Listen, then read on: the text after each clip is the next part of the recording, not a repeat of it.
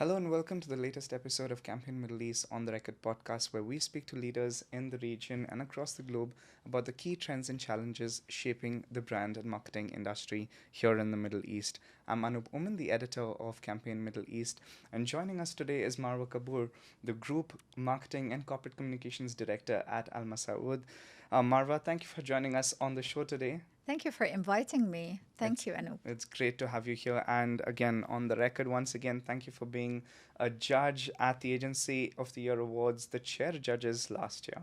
It was my pleasure. We had a great judging committee, and the entries were phenomenal. And I'm really looking forward to this year's entries as well. They should be really, really good. I mean, we're in the prime of the judging process for the Agency of the Year Awards this year, and it's looking exciting. Marwa, I'm going to dial back to some of the conversations that we are having through 2025. There's been an over rotation of sorts into ROI, into business outcomes, into brand outcomes, what the ROAS is. Let's talk incrementality and all of that. I'll put that on the shelf for the moment. Not because it's not important, it is necessary, and yes, it's important for agencies, ATEC stakeholders, to be held accountable to what they've been brought on board for. But at the same time, is it important for us to also hold marketers accountable to the impact that they're having on people, on the planet, on societies, on communities, not just externally in terms of the consumer and audience space, but also internally within our own organizations in terms of culture?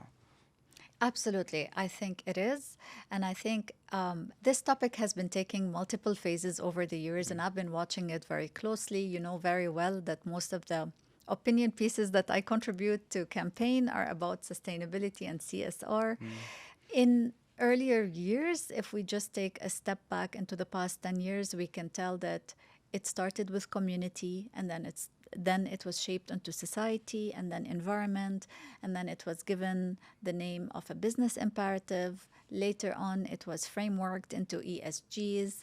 And I think recently, in the past 24 months or so, things are being referred to as business impact. Nevertheless, the whole narrative around this is CFOs and ExCos and CEOs of companies asking for numbers in a nice way when marketeers bring to the table culture, society, and community as well.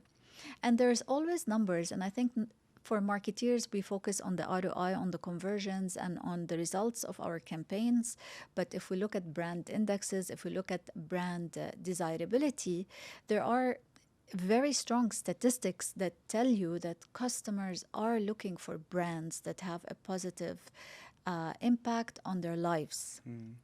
And so, a very recent McKinsey study that was published in 2025 for global brands showed that global consumers are willing to pay 9.7% extra on any brand that has established a community impact or has a very positive impact on society and the environment.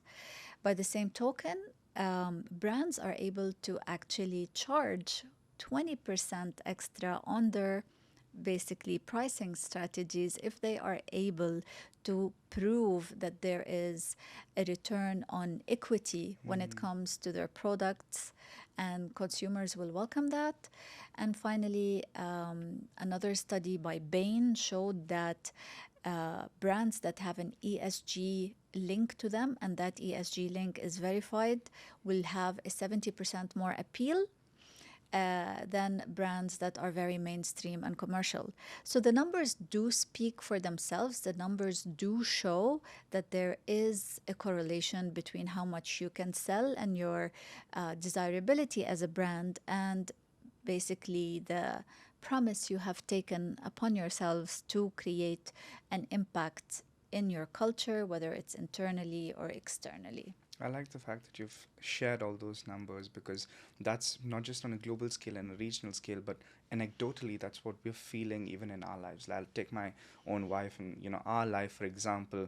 We're living in a world where people have stopped talking about things that they like or don't like, but actively boycotting brands that don't sit right with their values. Like, there are things that we used to buy, or brands that we used to buy from, and suddenly it's just feels uncomfortable.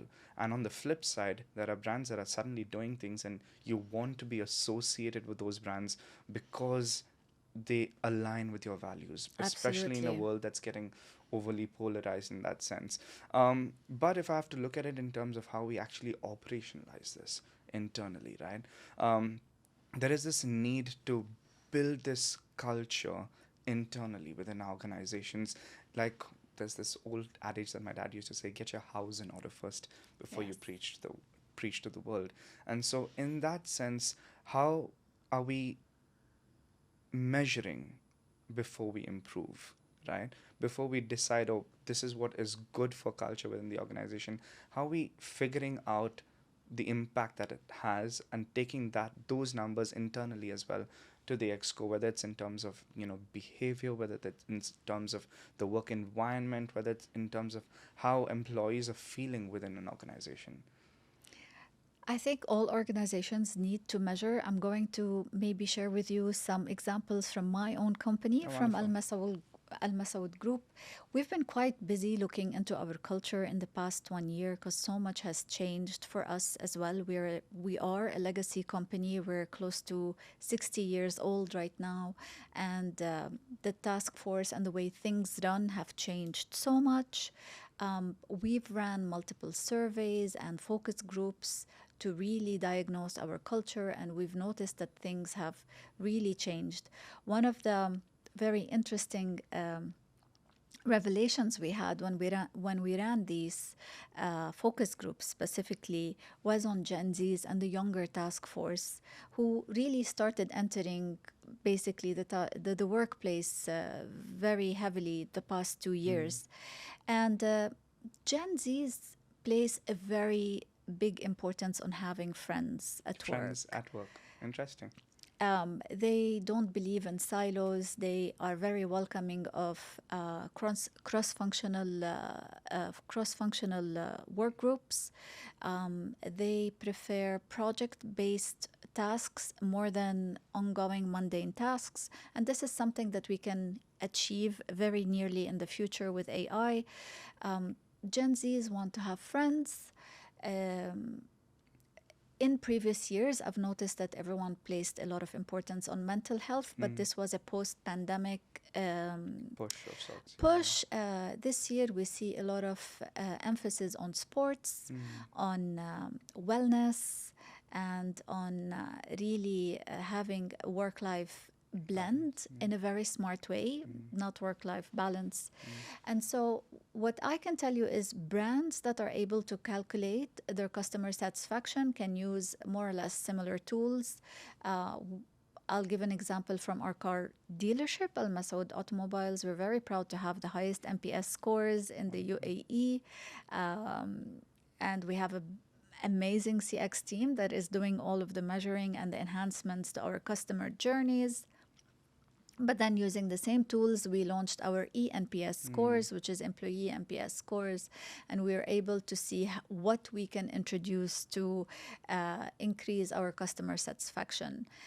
One of the other things we did 2023 was really rewrite our corporate values, and in our corporate values we included our customers and our employees together.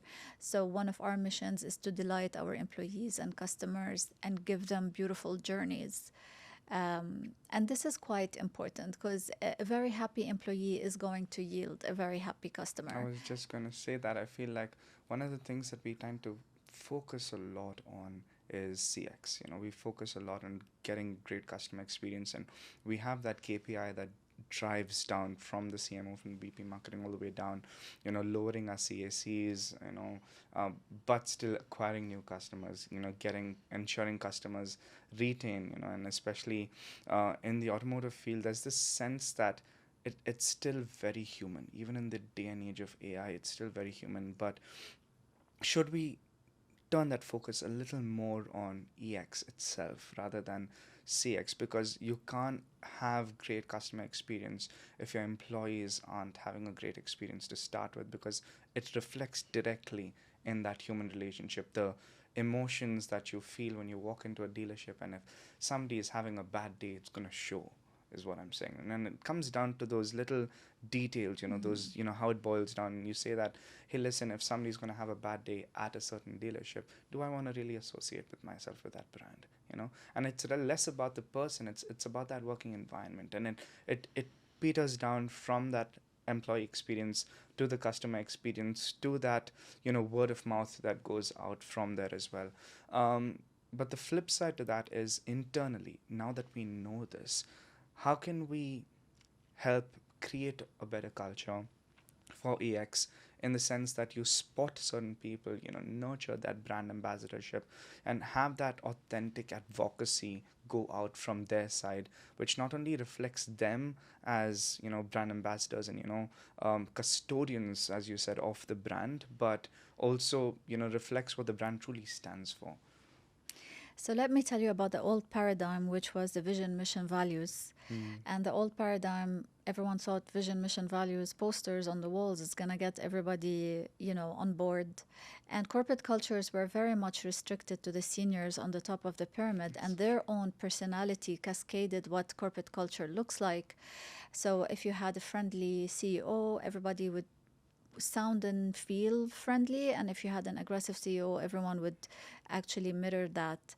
And what companies are doing now, and they involve CMOs in it, because CMOs are best at gathering insights and translating these into stories, is number one, they realize that corporate culture should not rest in the hands of, first of all, senior management, second of all, HR, and they brought in the CMOs. And this is true and backed up by research. A lot of research shows that CMOs are being asked to look after corporate culture. That's And that's interesting, because because we you're can not weave the voice of stories. the customers alone within the Yes, organization. You're also custodians of culture internally. exactly. And so, what changes when a CMO comes into the picture and looks at culture? A CMO will stop taking the vision, mission, and values as what shapes a culture, because what really shapes a culture is two things: the experiences shared between the employees, and second of all, the behaviors that are prevailing amongst the employee groups. And this is what we looked at Al Masaood, and we can see how much things changed for us when, first of all, we created a framework for the behaviors that we accept in our organization. And when we defined the tonality that we would like to use when we, were engaging with each other or engaging with our customers alike. And this is very important because if you look at where the world is going, and with AI, prevailing in everyone's lives and in every business, we know that we have a new task force coming into our lives in the future, which is a genetic task force. And you're going to have AI customer service agents, you're going to have AI backed chatbots that are going to talk to your customers.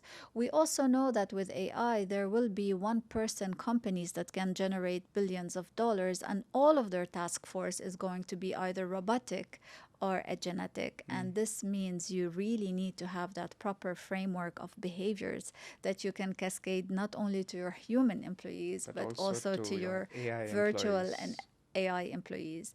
And this is a great exercise. I think this is something that companies are looking into. And like I mentioned to you, secondly, is the experiences shared. Now, this won't apply to AI and AI agents at the moment, but we noticed that employee engagement is really taking center stage in the way we look after our employees. Employees today are not necessarily looking, like I mentioned, for the parking spots and the fancy offices as much as they're It's not looking for convenience as much as it is experiences. Yeah. experiences. And those experiences could be flexible working, could be empowered working. And some of the insights we got from our research is the importance of project management. Because the future of companies will rely very heavily on cross-functional teams, and cross-functional teams need to learn how to come together, how to work on a project. So project completion, for example, for us has become one of the KPIs that we find are very relevant to an employee, a lot more than longevity or years of service in a company. And it's very interesting how corporate culture is changing with the addition of AI, and it's going to allow us to look at experiences a lot more, at journeys a lot more. And since we have the experience of doing that with customers, we can easily bring that to the table to employees. I think there's so much to unpack there, both in terms of, understanding the behaviors of employees, understanding what kind of behaviors they want and want received.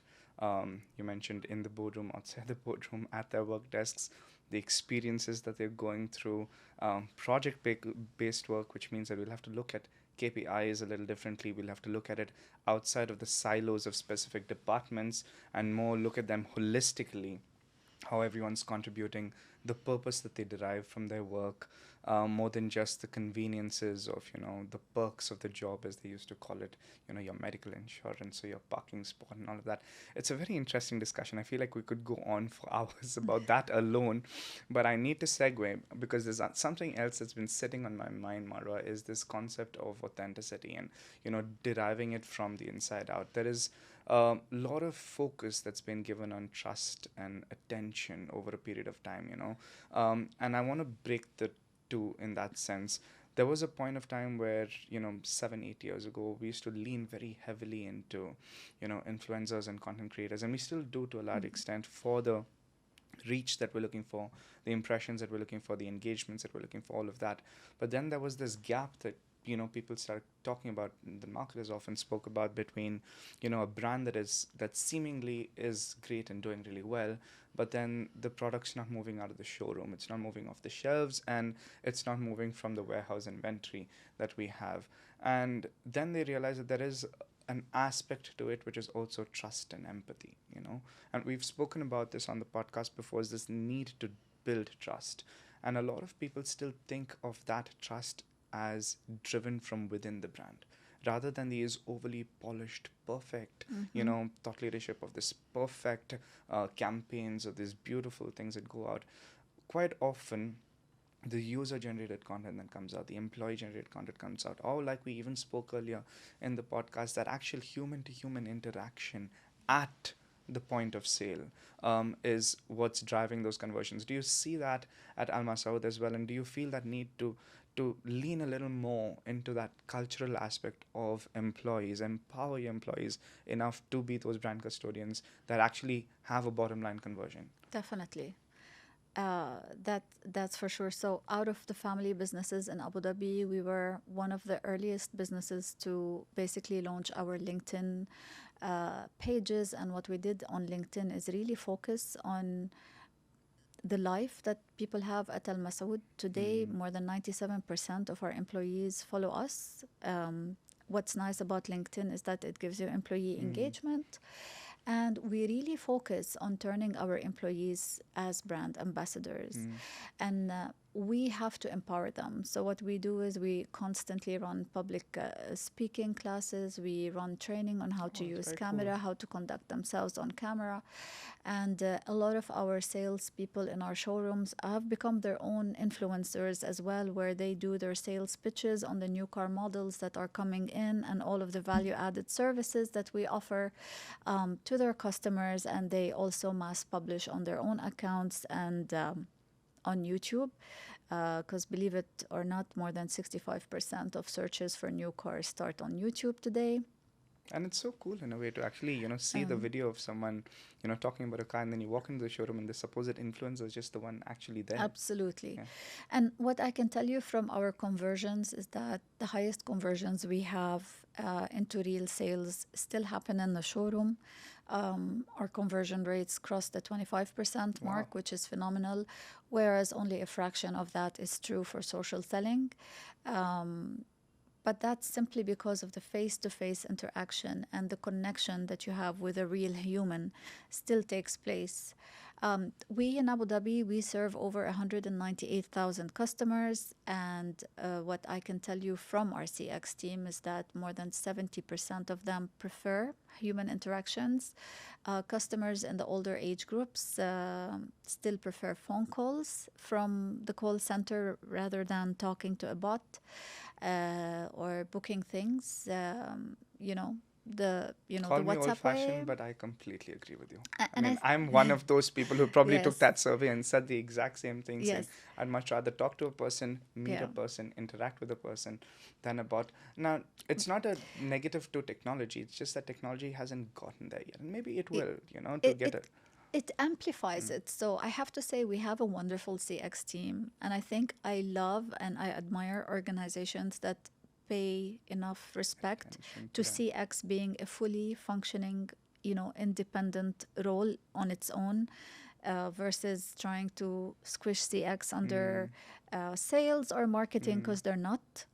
And so, if you have your right CX channels in place, your salesperson will know when the customer walks through the door what models has the customer looked at online, what models he's most likely interested in, color, specs, customization, and whether this customer is walking in to buy for himself or for someone else, mm. like a partner or a sibling.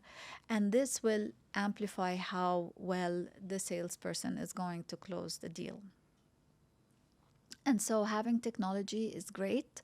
Having the right CX measures is going to help your employees get better at their jobs. And it's all kind of linked and intertwined. It's So, insights plus yes, humanity. It's insights absolutely. plus Yeah. culture. It's understanding the current benefits that, all these tech tools, so to speak, whether it's LLMs, ML, or AI, are feeding us the insights that we get on those dashboards that then peter down. But at the end of the day, those insights will only be fruitful if it reflects in the culture that presents itself. Yes. That's very interesting. Before we close, Mara, I think we've been on this for about 30 minutes now. What's your final takeaway? If you had to share something to this wonderful audience of marketers, agencies, ad tech players within this brand marketing space, what's the key takeaway? At least my key takeaway so far from this conversation has been in this age of, AI, there is a need to pay attention to humans, whether that's humans within our team, within our organization, whether it's consumers, whether it's the brands and the people that partners that collaborate with. There is still sufficient work that needs to be done. I think my key takeaway, especially on the culture exercise that I had the pleasure of basically leading in the past 12 months, is technology has to be looked at quite differently. Mm, So, in the old world or order of corporates, technology was for the IT division. mm, But if you look at what makes a 21st century marketeer, it's technology adoption. But then when you look at what makes a 21st century leader, it's also technology adoption. that So should be a KPI in itself. absolutely, but that should also become a way of working. Mm, And I think AI is here to facilitate that. mm, AI speaks our language, so it's not coded anymore. And I'm very positive about the future of work. I'm very positive about the future of marketing, because that very mundane, difficult part of the job is going to be taken care of, and you're going to receive a lot more insights and a lot more time on your hands, hopefully, for you to really reignite your imagination, to innovate, and to help those around you innovate as well. And that's what I would say in closing. I think I'm positive. Adopt the technology. Please don't delegate and mm. don't outsource. Be curious. And I think there will be a new breed of marketeers and creatives that are going to do wonders with the new tools we have on hand. And this is going to really create a culture of excellence for everyone. Let's create a culture of excellence together. Thank you, Marwa. This has been such a informative and wonderful podcast with you. I love the fact that you've got numbers and that sense of, human touch and empathy within it, within everything you're saying. It's been great talking to you. Thank you, Anoop. It's my pleasure to be with you today.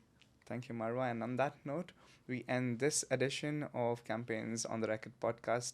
Stay tuned for more such wonderful conversations with leaders in the industry. That's all for now. And until next time, goodbye.